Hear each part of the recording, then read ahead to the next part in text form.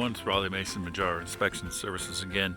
Today we're looking at a deck that far away looks pretty good, but when you get up to it and start looking at the structure, that's usually when you see issues, and we see a lot of problems with decks. Unfortunately, their standards of build are usually not followed, and I don't think many actually refer to those.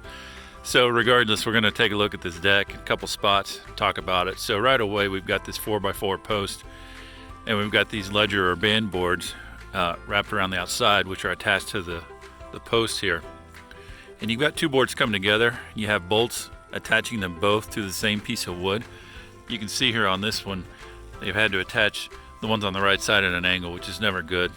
So the other thing is, you don't want these bolts stacked up top and bottom. You want them to be at an angle. So in this case, this is a right up. We've got screws, nails, bolts. It shouldn't go anywhere, but this is just not the way to do it. You can see they've put another piece of wood underneath just to bolt that in. Not good at all as far as support. You can also see in the back side